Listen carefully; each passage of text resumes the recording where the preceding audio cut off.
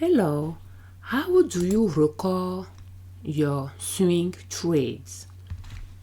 We have an example here where for the week of September, the first week of September, we have some transactions here that we pull the report from our brokerage account, and we have our spreadsheet here, and together we can just work on it, recording it.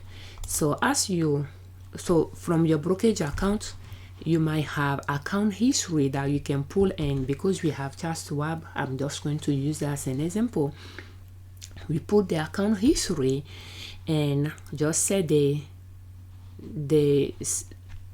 dates from September 1st to the 5th, but that is something you can pull on a daily basis as well, and just use that to update your spreadsheet.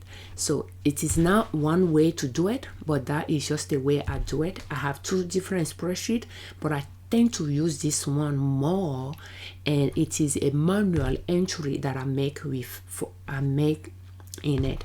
So the first things we are going to record is a dividend. So because we purchase some stocks for dividend purposes, and then we swing trade, even the stocks that we swing trade, they do pay dividend. They are large cap stocks, and some of them pay dividend, but they pay a small amount.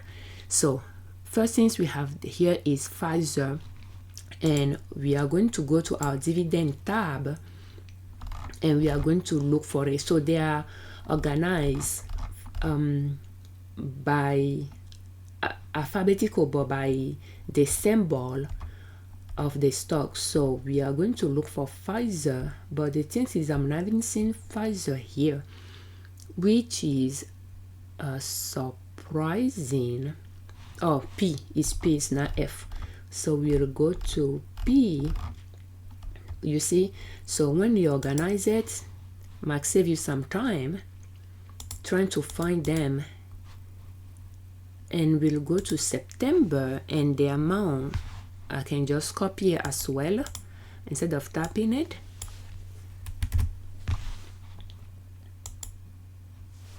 And I choose not to reinvest the amount. So the amount then will become the same amount if they are not increasing the dividend, because it's not purchasing more share. It's just becoming cash in the account. So the second one is going to be GWW, and GWW was purchased for swing trading purposes.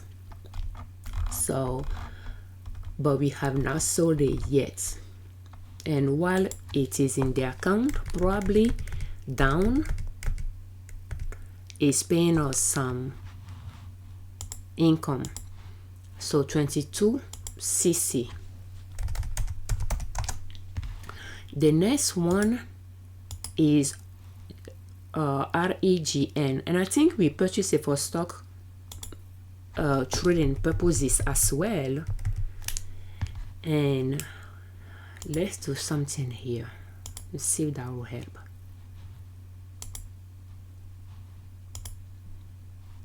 Let's freeze.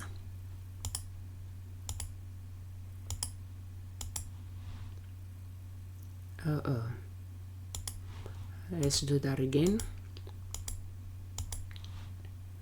Okay, so let's see if that will help her. So by just putting that on underneath January, so that I can freeze everything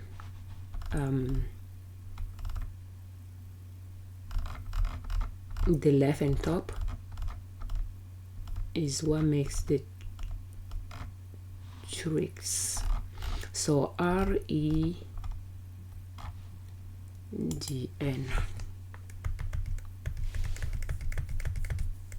Okay, so I think I can just do it this way, and we can just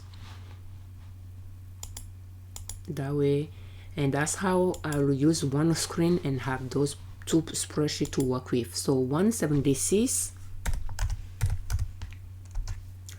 and the next one is a purchase. So we are going to go to 2025, and the spreadsheet, we have one session for buying stocks and one session for selling stocks, so that we can record both transactions on one line for each stocks, for each trade. So we have the buy session here, and we'll go to FICO.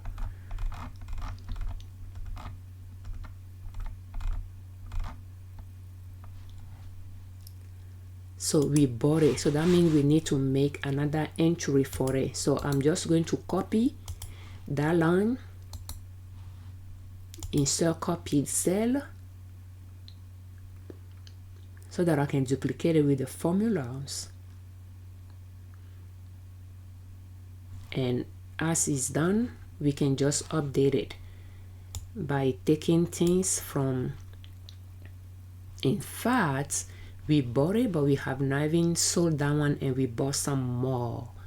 So there is not much to change on the other side because we have not sold it yet. So let's, yeah, we bought it, and that is the price per share. So I'm going to copy it, and we bought 7 shares. So, and we need the dates, so that is 9/3/25.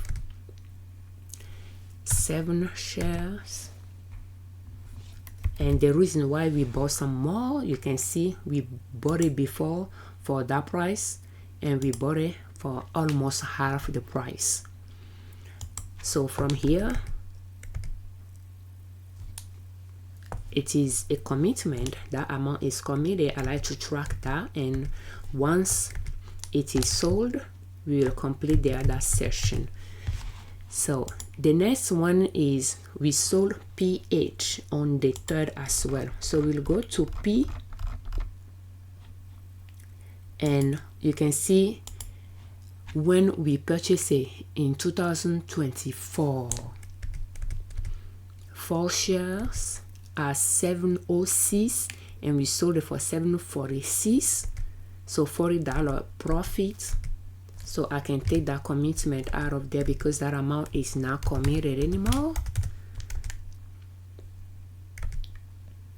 And we sold 4 shares, and I can copy this because sometimes it can be 3 decimal digits there. And by doing that is we can compare those, and it didn't charge us any fee. Could be because of the number of months that we held on to it. So that is that, and we can just drag our formula back to that row. I tend to take the formulas out of there, out of the profit, so that it does not have negative profit there and affect other performance that I'm calculating using this sheet. So we made $161 profit, of 5.70% for the number of months we held on to it. So that one was a sell. The second one is a purchase, AJG. So that is pretty much how you record a sell and a purchase. So AJG, okay, we have one here. So it seems like AJG was purchased before and we purchased it again. I'm surprised though. I think we sold it. Yeah, we sold it. So, but I'm going to copy that row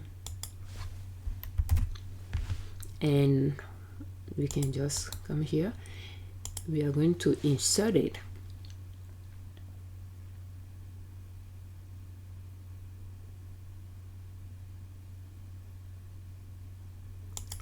So, and we can check if that's the, yeah, that is on the third as well.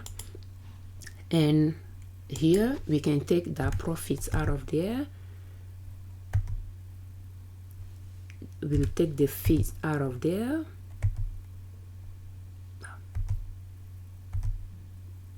The unit we'll take that, so that when we sold it,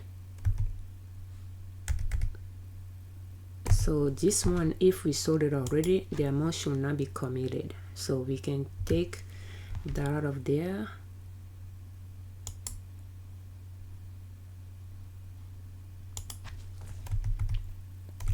And now we can update the purchase session. So this time we purchased 35 shares at $305.10 a share. So it is a little bit lower than what we paid for it back in December.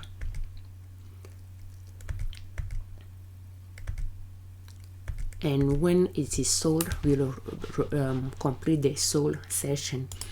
So now GD is sold, so we'll go to GD,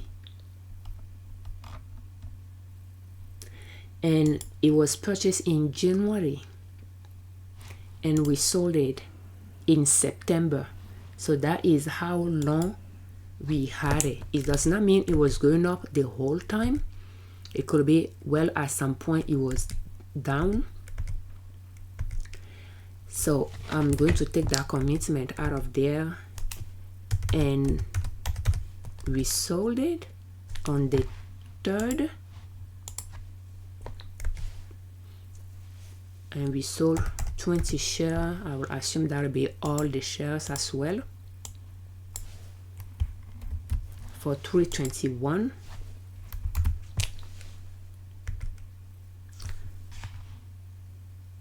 And no fee was paid. The total proceed, the profit, we can drag this profit formula there. So the profit is 1,000 or 20% for the time we held on to it. So the last one was again a dividend from a stock we purchased, and you can see how for this one, for instance, we purchased it in January, purchased it again in March. We have not sold it yet, chances are still going down, so it's paying us some dividend for the time being. So we'll go to the dividend session to record PCAR.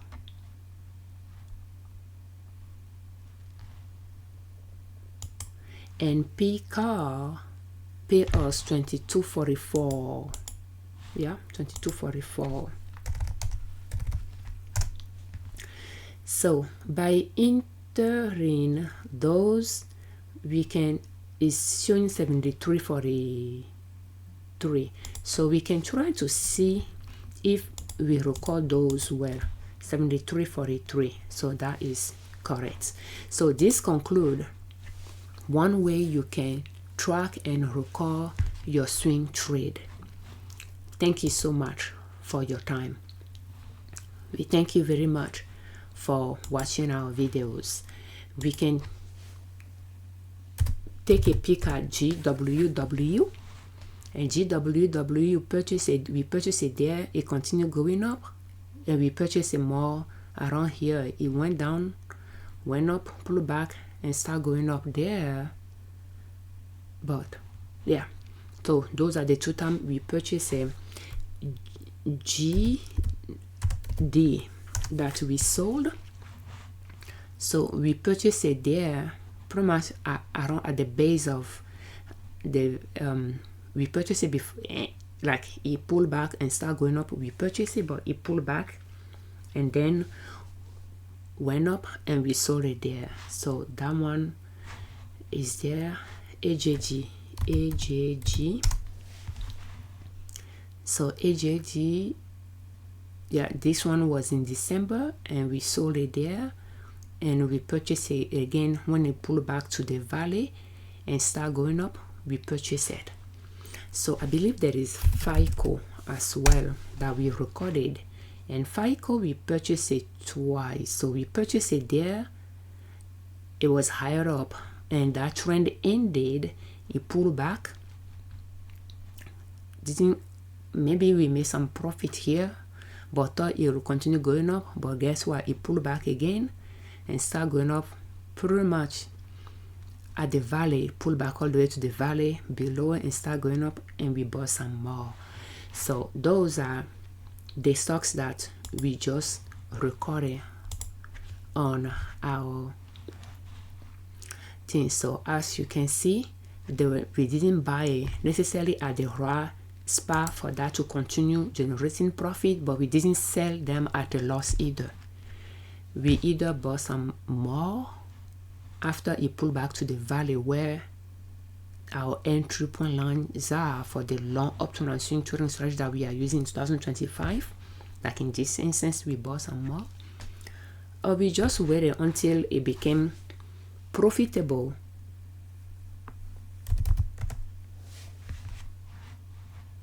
and we sell after buying it around the entry point and selling it at the exit point. So that is the strategy we are using for swing trading, long option and swing trading strategy, buying it at the valley when they start going up and selling it at the exit when it reach a new peak. Thank you so much for your time.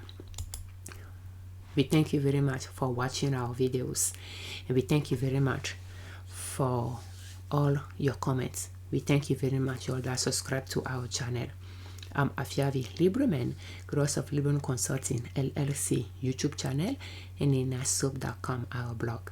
On our channel and on our blog, we share different ways to save money and different ways to make money to reach your financial independence, where you do not depend on an employer to provide for your family.